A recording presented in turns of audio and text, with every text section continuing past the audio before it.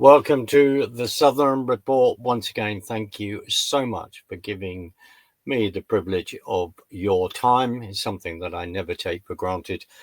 And as I always say, but I mean it, one of the reasons why I love doing this is because I then get to have incredible conversations without overusing the word, with incredible people who stand up for what they believe in, and they write things, and they get articles out, and they write books. And it's really important as we're trying to educate and push back against what we would say is a left-wing mind virus.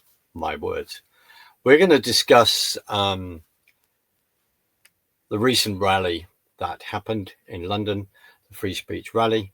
There is lots to say about that, and I'm going to discuss that with Niall McCrae. I'm bringing it back on because Neil was there, I was there, along with many other people. So we will have that discussion on how many people were actually there.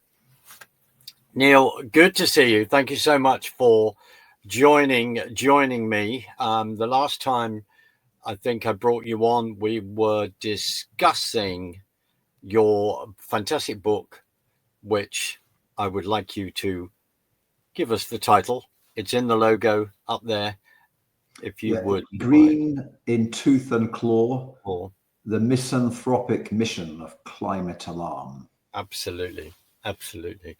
And Neil, you regularly write in Conservative Woman, and you have just written in there and on your Substack, beginning of your reflections on the march that you and I both attended. We didn't see each other because, according to the press, there was only 5 people there, something like that, and 5,000 on the Stop Hate March.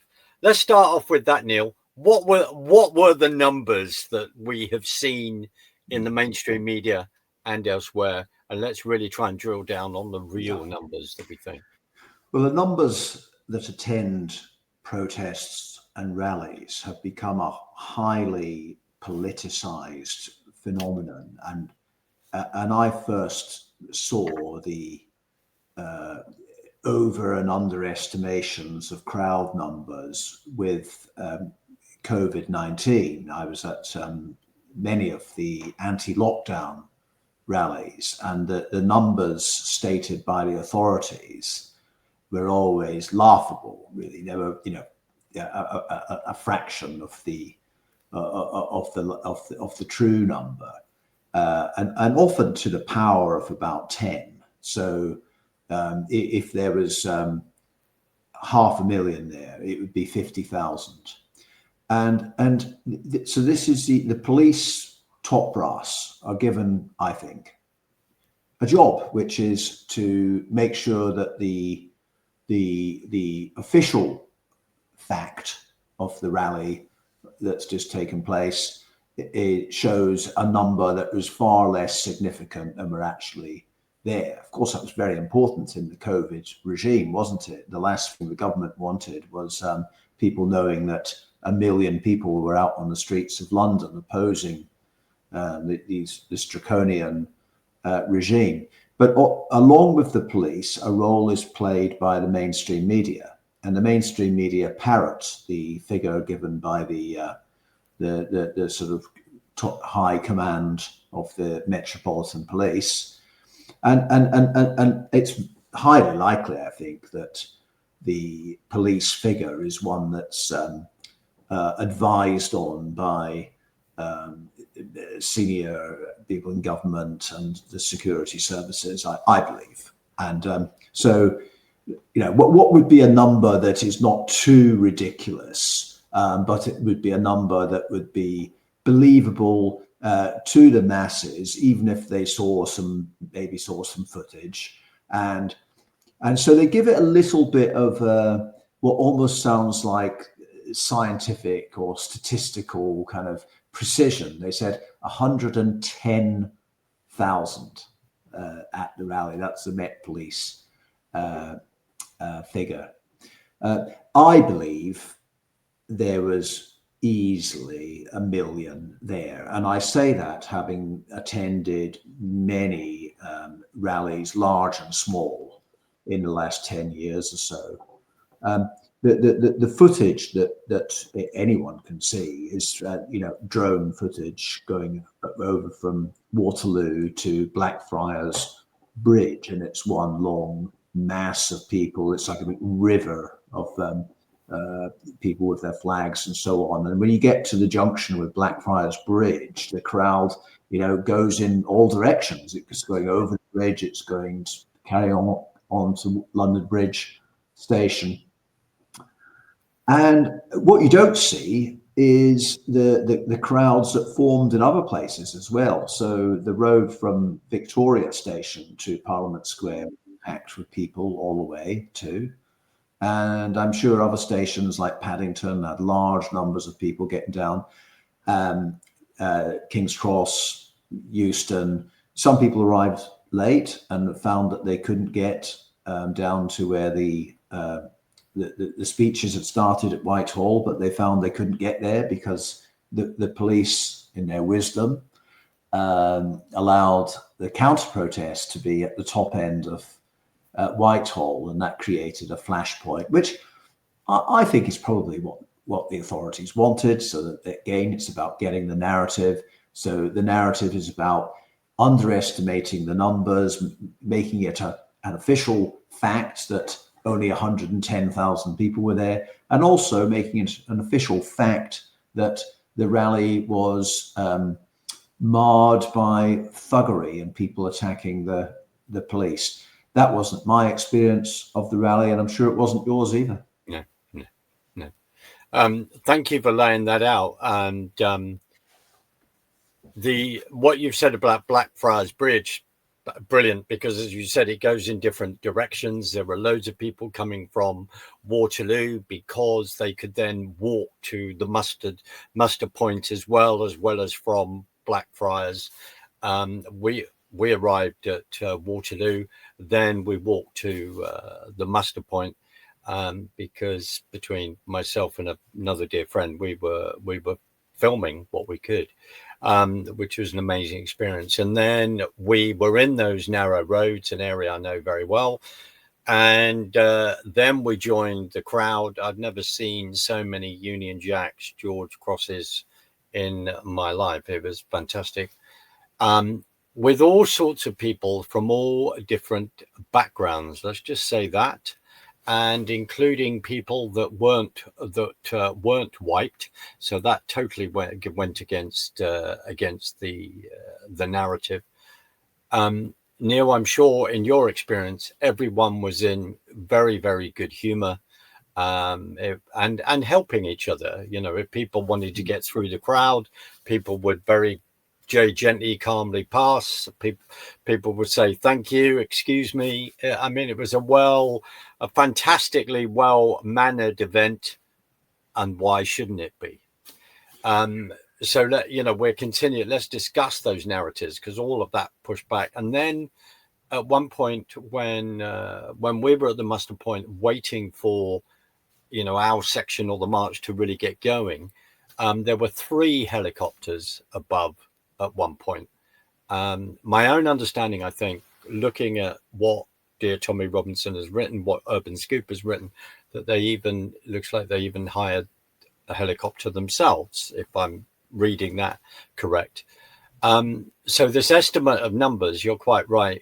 I think I agree with you. It's over 1 million. I've even said, well, I think maybe we could go to 1.2, where we could be looking at more than that. But as you rightly say, it in one sense, it's hard to prove, but we're looking at the geography. If people look up where Blackfriars Bridge is, all along there, past IMAX to the right then, of course, is Waterloo Bridge, and then going to Westminster. And as you quite rightly say, over Westminster Bridge, there was an unbelievable amount of people. Neil, let's just mention this. Am I right in saying that the Mayor of London, Sadiq Khan, turns around and goes, no, you're not allowed to meet in Parliament Square. You're not allowed to have an address in Trafalgar Square. Hence why that happened in Whitehall. Hence what happened, and also online as well. Tommy Robinson showed the interview that he had with the police who he was liaising in regard to the march, and who I have to say, on the phone there, really, really pleasant, wonderful, wanted, to be helpful. But the council were looking at how to cancel this and to stop speakers going up, stop the assembly, which I know very well, stop the assembly of a stage and all the facilities to then facilitate the speeches. Have you seen that? Is that a fair assessment of other things that you've then seen? Yes. Now, it seems to me that the authorities allowed this march to happen. Well, obviously they did, because we had the march. They could have stopped it. They could always find some grounds on which to say that, despite Keir Starmer asserting in Donald Trump's presence that we have a rich history of free speech in this country.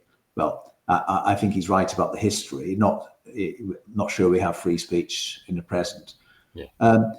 The authorities could have stopped that march. The authorities seem to be able to do almost anything now, But and I think COVID-19 was a giant stride taken to allow governments, authorities around the world to do things that would never normally have been acceptable in civic democracies. But now we have, police going into people's houses because they've written something offensive on social media. This sort of thing would seem unbelievable to 10, 20 years ago, that the way the authorities can just act in such totalitarian ways. But they did allow this rally to happen. It was long planned. And I think that Sadiq Khan and Westminster Council were putting up at least a show of that they could cause some trouble for this rally.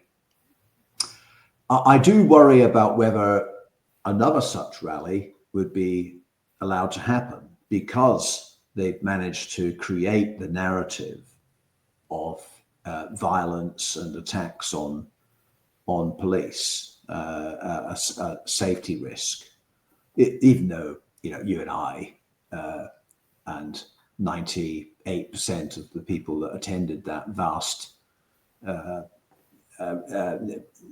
gathering didn't see any violence at all. They only saw friendly people, smiling faces, people enjoying what was a wonderful day out. But the trouble that did happen was trouble that I believe was caused, or at least facilitated, by the police. There is no good reason why that counter-protest was allowed to end its march in Whitehall. They could have gone to Hyde Park. They could have gone to various other places. It wasn't a large rally. I mean, they say 5,000. I don't think it was even that. There was no reason to give them that space at the top of Whitehall, which became a flashpoint. But I believe that was set up and I think if you look back at the COVID-19 anti-lockdown rallies, the police behaved brutally towards peaceful protesters, made sure that they got their quota of arrests. And that, of course, is what the lamestream media report. You know, the first thing you saw about huge COVID-19 anti-lockdown rallies in the Sunday papers was that there was 39 arrests or something like that. You know, it's all about creating the narrative. And I think that if, you know, Tommy Robinson and others try to organize another rally, and of course there's a massive public appetite for that, isn't there? You know, there's lots of people saying that let's do another one, there'll be double the number next time. But I think that there'll be reluctance on the part of the authorities to allow another march, and they'll cite the violence on September the 13th.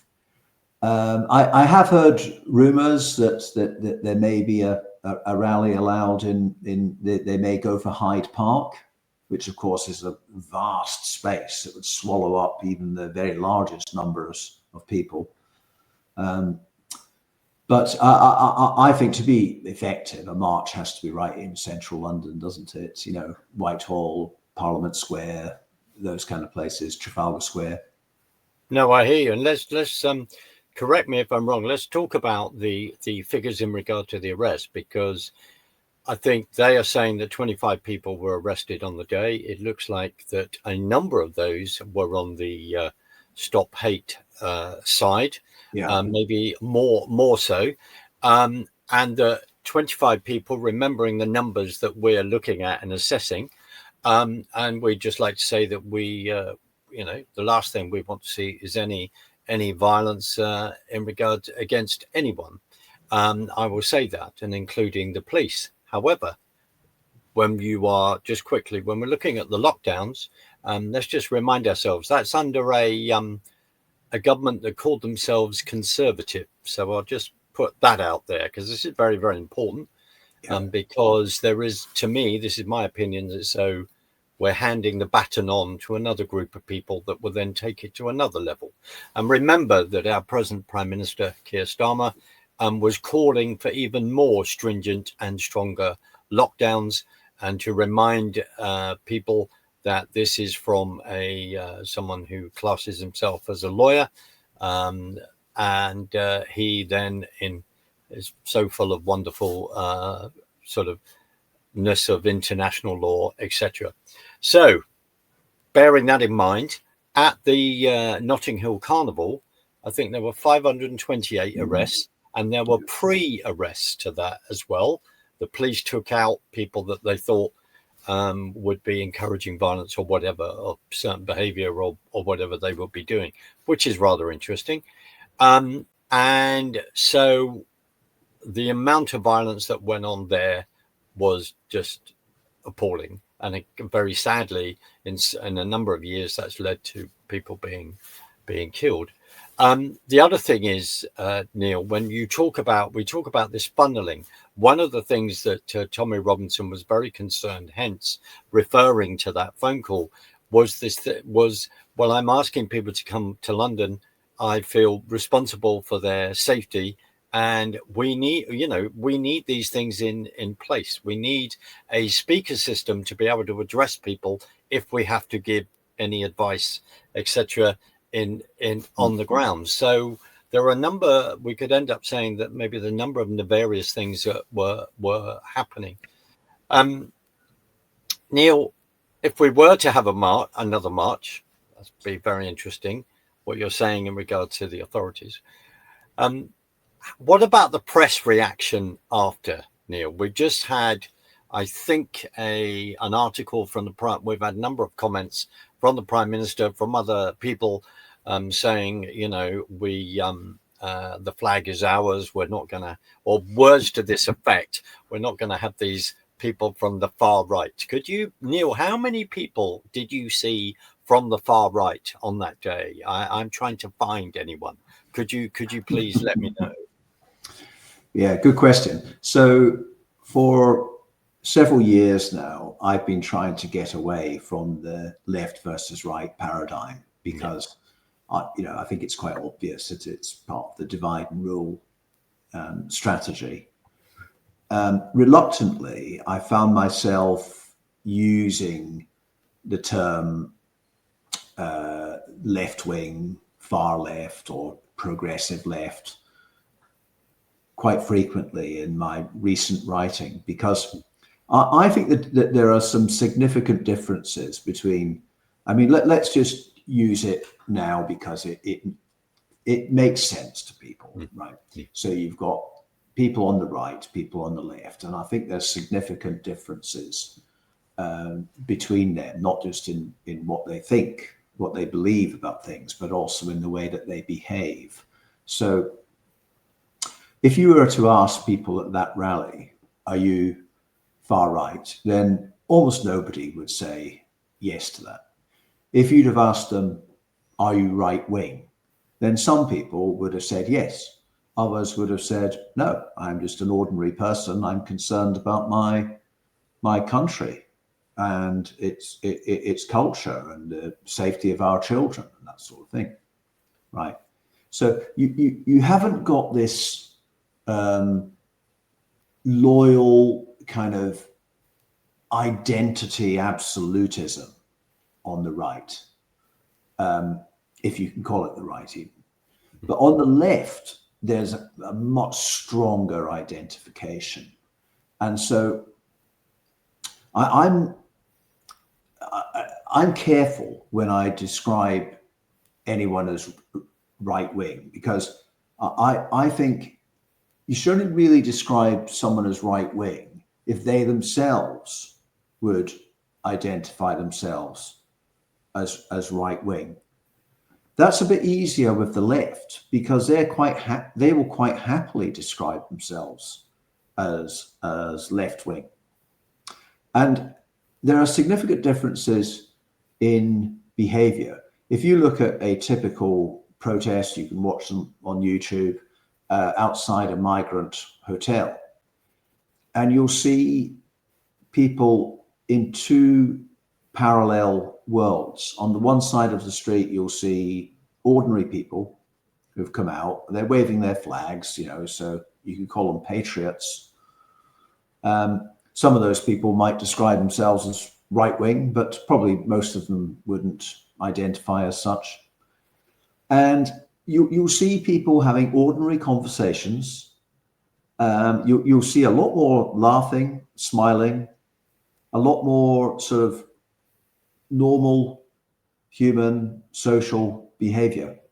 Then look across the road and you'll see people that have been bussed in, probably getting paid by, through their trade unions or student unions or some kind of mechanism. I mean, I think it's quite obvious that people are there just doing a shift because they're there for exactly 1 hour or exactly 2 hours. And they'll certainly get their travel and their meals provided. And if you look at how they're dressed, they're wearing masks, some of them. They're bearing placards and flags and badges for all kinds of causes that are to do with left-wing identity politics, what I would call cultural Marxism, LGBT, Black Lives Matter, trans, an EU flag there as well, the Soviet Union communist flag. And these counter-protesters, they have come sometimes from miles away, typically from the nearest university city, some urban metropolitan area. They've come out to somewhere like Epping, for example, and they've come to chant Nazi scum off our streets at ordinary people, including families across the road. So these people have become what I always thought they were going to become, which is like the Red Guards in Mao's Cultural Revolution. They are now at a very advanced stage of cultural Marxism. and their chants are, it's all parroted. There's somebody who's got the big megaphone, and their job is just to go through a list of chants. You see them reading from the list sometimes, and they're just repeated ad nauseum. But the favorite ones are to call the people on the other side fascists and Nazis. And the other one, of course, is refugees, welcome here. And there's one of the chants that involves letting all the refugees in and throwing all the fascists in the sea. Very charming people they are. They don't look happy. No. They're not having normal conversations. They don't have the sort of almost like jollity that you see on the other side. They are simply there to do a shift. They are there to do a job for the establishment. They may think of themselves as being anti-establishment, but no, they're not. They're just useful idiots for the establishment, an establishment which, of course, wants mass immigration, an establishment that is against traditional, patriotic, conservative values, an establishment that is against Christianity, an establishment that is against freedom of speech, democracy, and equality before the law. And that's what all those counter-protesters are there to do. They're there to push all the things that the establishment wants, which is all the things which we cherish as what we want to be is members of a free society, a civic democracy. Neil, I suppose following on from that, and if we look at our country, if a country or a definition of a nation state, then if the nation is not in charge of its own borders, not is in charge of its own money supplies, not in charge of its own legal system, its laws, and not in charge of its own language, then you turn around and say it's not a country anymore. And I believe that is what we are facing. I mean, we've said that for a number of years, especially why so many people then voted for Brexit in 2016. So, Neil, how, when they say you're far right wing, how do they define that? Because I don't think they do define it. Because if you turn around and say, well, I believe in my country, I believe in being able to run my own business, I believe in free speech, etc., then they would turn around and go, well, I don't think they have an answer to that. I'm just no, they don't. What are your thoughts on that? I absolutely agree with you, and this is why I've recently started Substack, which is like a self-publishing facility, because what I wanted to do is be able to go to rallies such as the one on the 13th of September, but also going to, I give out the Light newspaper, which many of your viewers will know. It's a sort of awake paper, which tells you all the news that you don't get on the BBC. And I sort of give that out to the public on a regular basis. I was in Eastbourne on Saturday. I gave out 400 copies of this paper. And you do come up sometimes with hecklers. And a common thing that hecklers say is that you're a fascist. And like you, Mark, I'm interested in how they come to assume that you're a fascist. Well, I think it's just words are weapons, aren't they? Yeah. They use them as weapons, and they use them to silence people. They don't necessarily need to think too much about what is a fascist and why you fit that definition.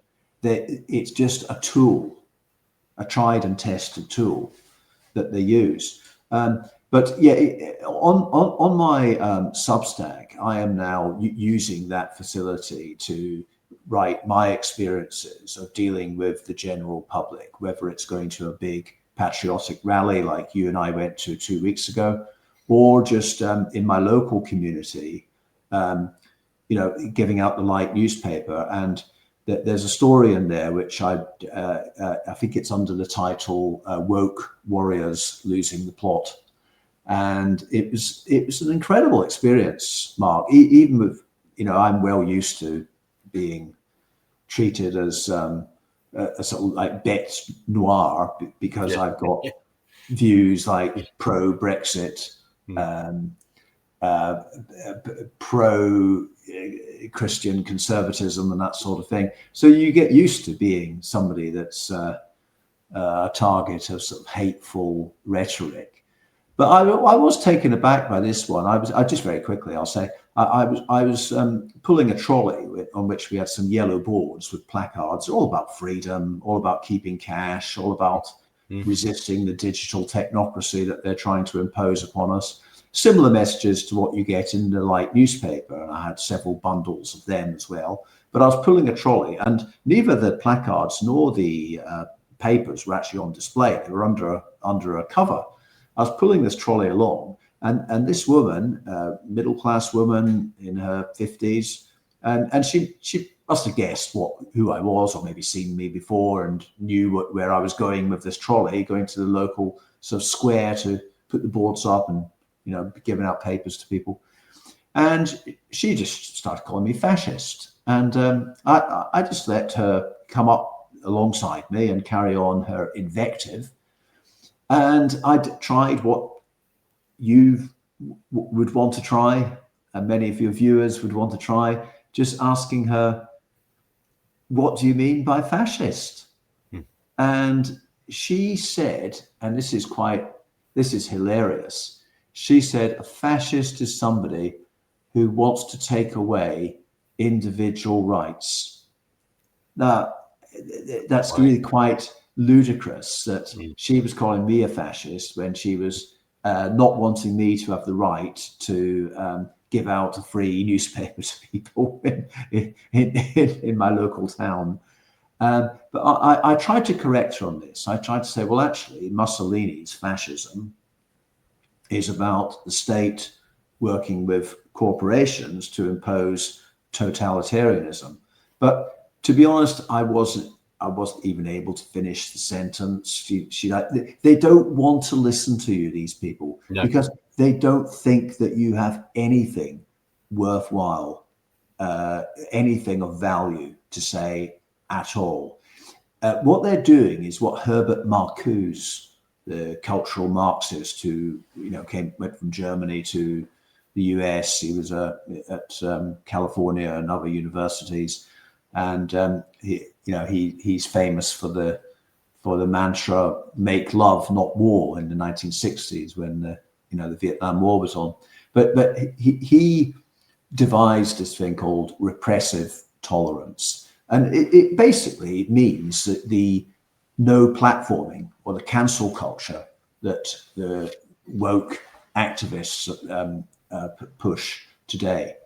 And that means that someone like you, Mark, and probably many of your viewers, don't actually have a right to say anything, or you certainly don't have a right to be heard. And you should be silenced because you're full of hate. And that's how this woman saw me. I've never seen the woman before. I don't know her, but she stood in front of me to launch her kind of. It was built up to a crescendo where she pointed at me in the face and said, "I know what a fascist is. It's you. You're a nasty, evil fascist," and several other words that I can't remember now. And it was just, I was taken aback by it. This was early on a sunny Saturday morning, taken aback by it, at how somebody could just come up and be so nasty to me when I wasn't even doing anything. I was just pulling a trolley. And anyway, I did actually meet her again about an hour later. I was with a colleague giving out papers. And this time, because I was with a colleague, she modified her insult. Rather than fascist, it was just idiot this time. And I said to her, I said, excuse me, I feel I should say to you that you crossed the line with your behaviour earlier. Oh, and sorry, I forgot to say, Mark, what her closing line to me before she left earlier was drop dead. Right. Now that's why I said to her, I said, Wow. You crossed the line. And she, what do you mean crossed the line? And I said, well, going up to a stranger and telling them to drop dead, that is crossing the boundary into criminal behavior. And she laughed at that and said, no, it isn't. And I should know because I'm a solicitor. Well, whether that's true or not, I don't know. But clearly, there are laws about harassment. And to go up and use language like that and to say things to that level, I mean, people on the left would want police intervention if somebody was talking to them like that, wouldn't they? Absolutely. And as you alluded to earlier, there, people putting memes, there's knocks on the doors all over the place. We've just had an incident where two WPCs arrive on a door because they found that they want to talk to this lady's daughter because she's actually looked at her phone. I don't know whether she shared something. I mean, it's getting ridiculous. But you didn't have time to explain to her about Gramsci. You couldn't go into you just don't full theory of Marxism. Yeah, you just don't. And what I think has been really good with these migrant hotel protests is that it's badly exposed the far left or even the progressive middle class left, the people that go to counter protest. It's badly exposed them because there are these what they call auditors, live streamers, and these auditors, because they can class themselves as citizen journalists, they go across the road. Absolutely. And the police do try and stop them, but these people know their rights. They say, no, I'm not part of either protest. I'm just asking questions, and I've got a right to do that, as they do. And so they try and engage with the leftists, and just for asking questions, they're called fascist, Nazi, all those sorts of words. And what typically happens is the police will ask the auditor to go away because they are causing agitation. And the auditor will say, well, no, I'm not causing agitation.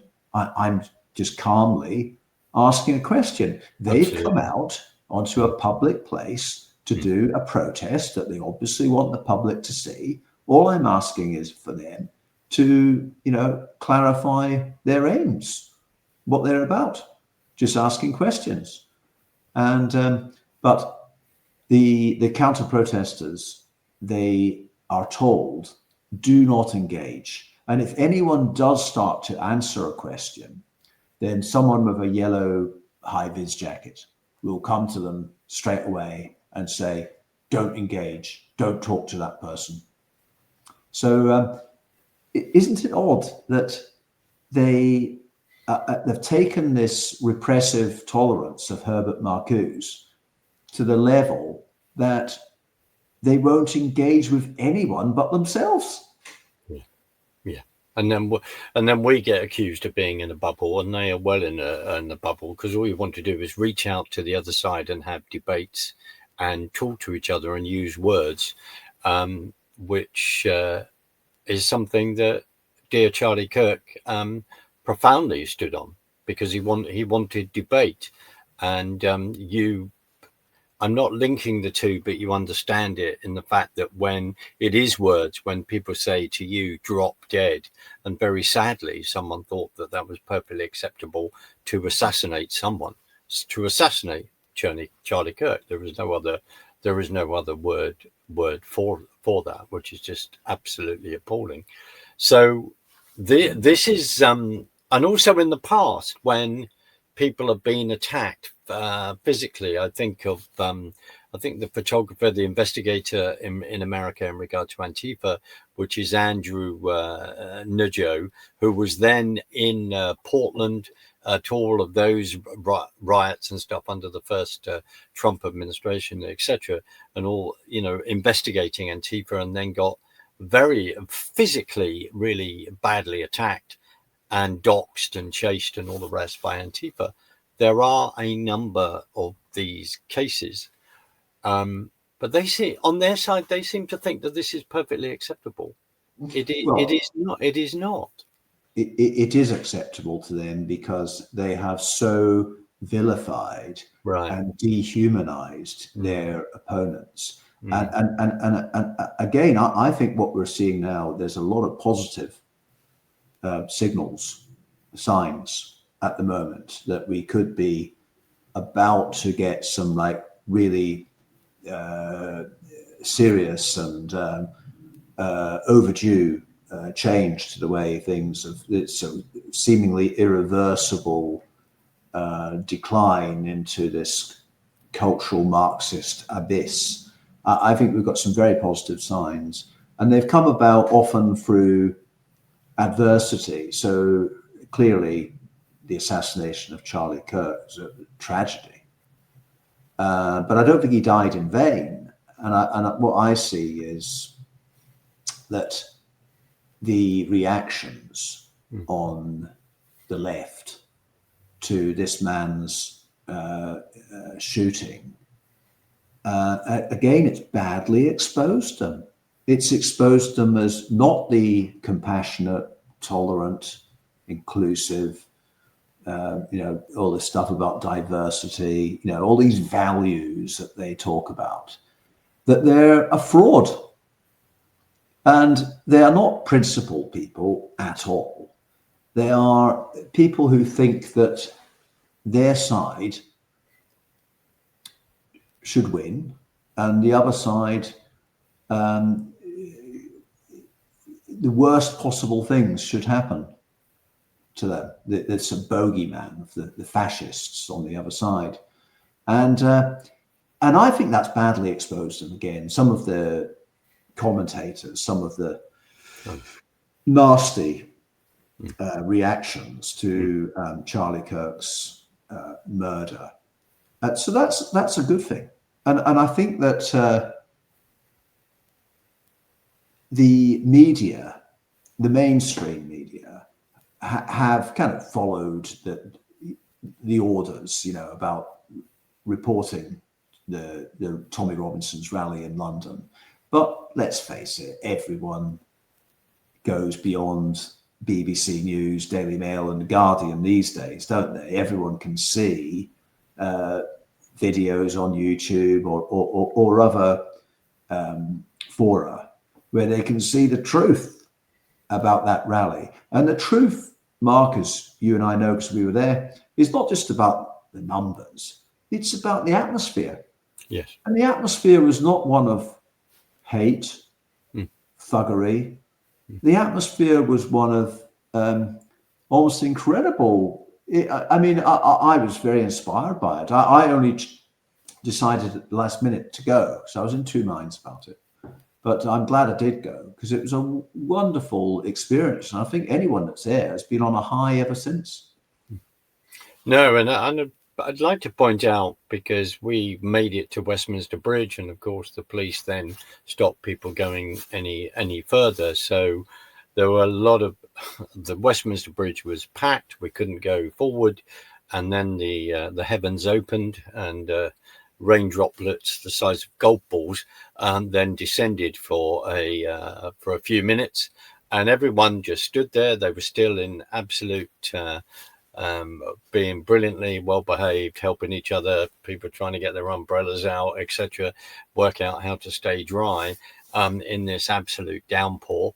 And it was the good humor continued. And then on that bridge, people then went, well, we're not going to get any further. Let's start going back. There was toing and throwing, but it was really, really calm. And I have to say, I wonder whether that would have been calm in other other situations, which I think says a lot about us as a nation. Yes, Passionately believe in our nation and free speech and good conduct, in how that we behaved at that point. Neil, I thought it was quite. Indeed. I mean, there were hardly any police along the sides of the pavements as we, marched along that million-strong march. There were clusters of police here and there, but they didn't need policing. Yeah, people policed themselves. Yeah, and absolutely. I think, to go back on what we were discussing a few moments ago, the real violence, the real threat, the real danger comes from the left. And that's because the establishment has sponsored the left to be violent, to be hateful, to scare us into submission. And that was why it was such a wonderful experience going on the 13th of September, because we're with all these people who haven't been scared, who refuse to back down, just as we saw the similar atmosphere with the anti-lockdown protests. So if you look at the policing at the migrant hotel protests, and what you'll see is a very, very clear illustration of the two-tier policing, which everyone was talking about following the murder of those 3 girls in Southport last year, when there was, it was just made glaringly obvious that the police and the judicial system are taking sides, very lenient with Black Lives Matter and Just Stop Oil. You're allowed to sit down and block the M25, for example. Oh, absolutely. And you'll get arrested if you try and drag one of them out of the road. So, you can see this two-tier system. And it's not this Starmer that's brought that in. That was there. You saw that with the differences and approaches to the Brexit and Remain protesters several years ago.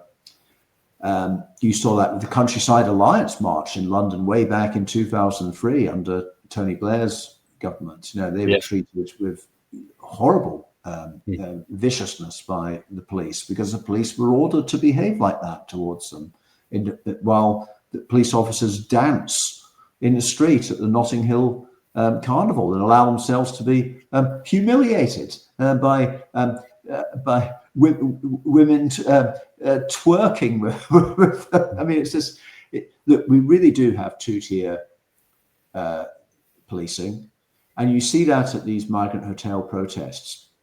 So what you have is ordinary people turning up, not in any organized way. They just, there's everyone knows that 2:00 in the afternoon on a Saturday that people are going to be congregating. And people turn up at 1:00 or 3:00 or 4:00. It's not very organized. There's no sort of organized chanting or anything like that. But people bring their flags and they're chatting to each other, and there might be a little bit of shouting at the counter protesters on the other side. But it's not an organized thing. On the other side, it's absolutely scripted. From the time people arrive, they all arrive on block and they leave on block. And everyone there must join in the scripted chants. Now, how do the police behave? So one group is really being quite nasty to the other, and that is the left towards the local people. The left is shouting Nazi scum, which I do believe in freedom of speech, and I think it's pretty nasty what they're saying, but I wouldn't try and stop them from saying. But Neil, they can't accept that when they're saying Nazi scum. The clue, National Socialist Workers' Party. They have no understanding of that and no understanding of history.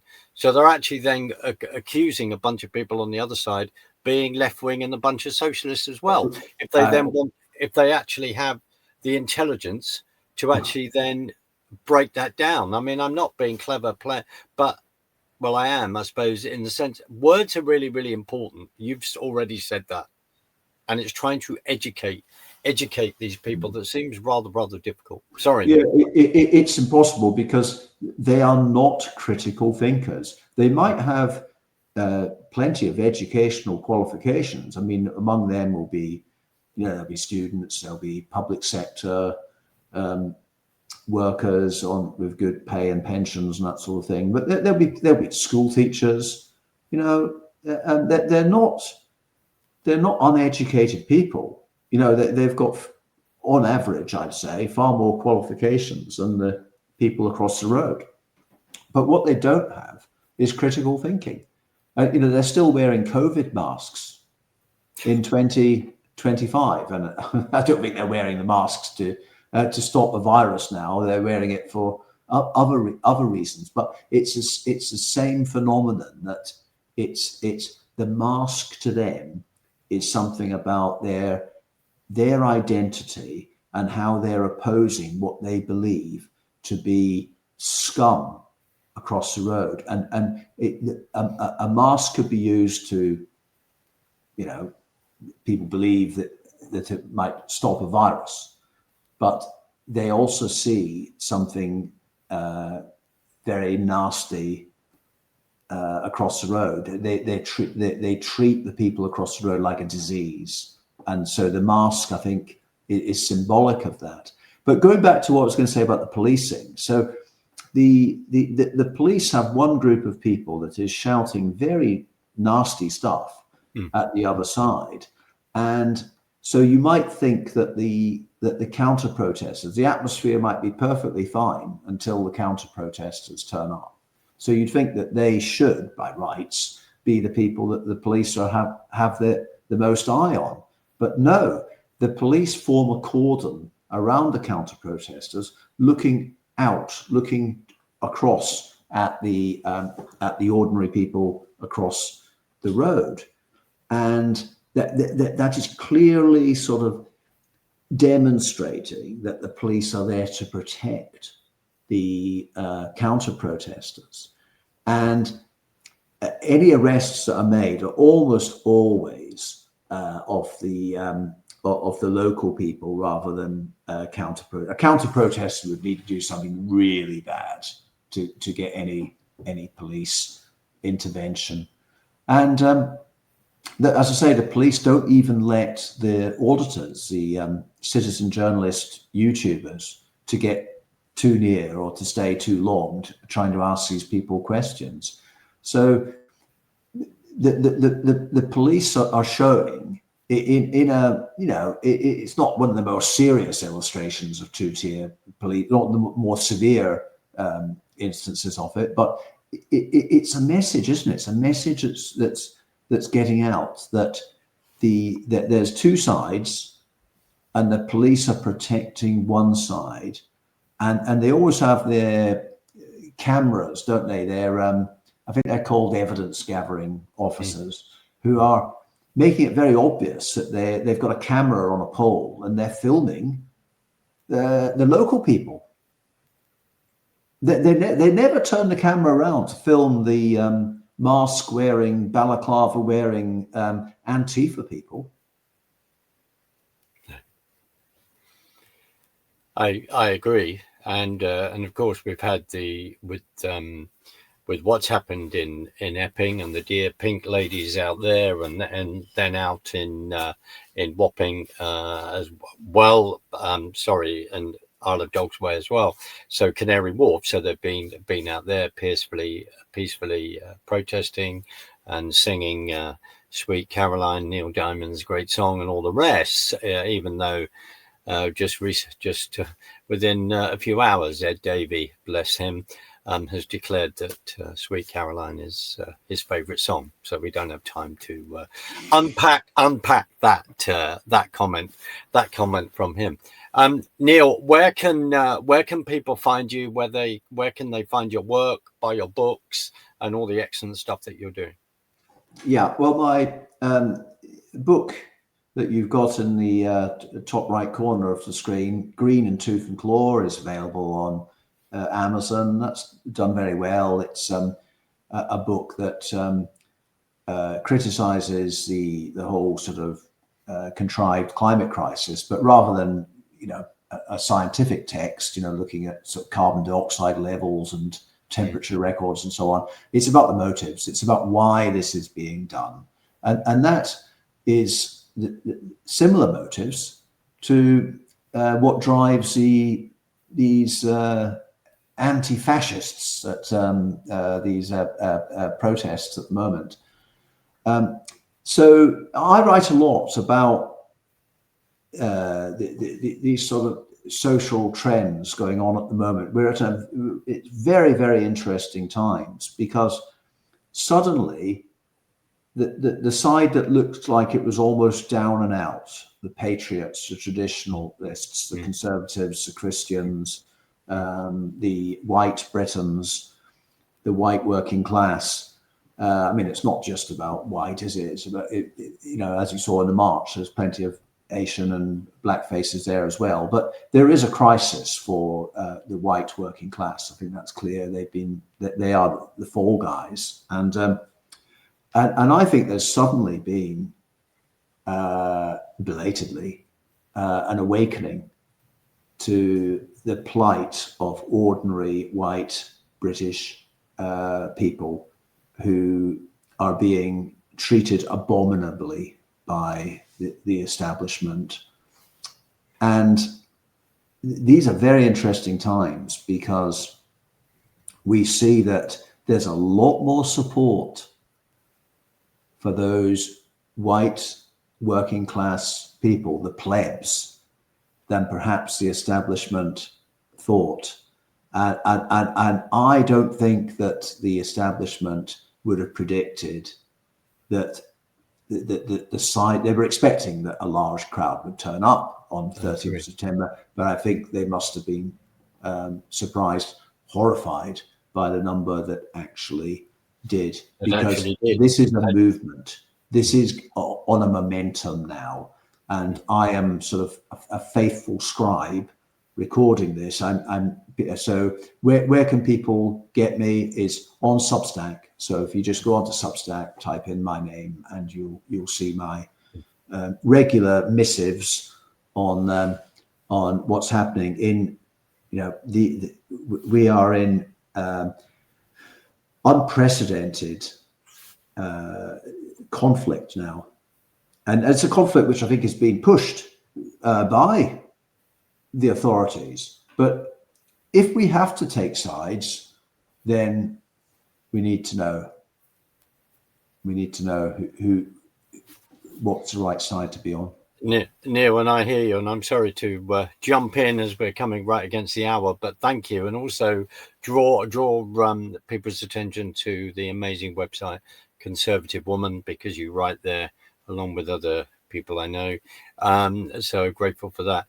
Neil, I'm going to ask you to come back, because I think we need to come back soon, because I think there's a lot more to unpack here, and we're right against the hour. I apologize for the little interruption. Hopefully I can sort that out. But Neil, thank you for your time. I'm just going to play us out. Don't go away. I'll say goodbye to you on the other side, but thank you so much. Thanks, Mark.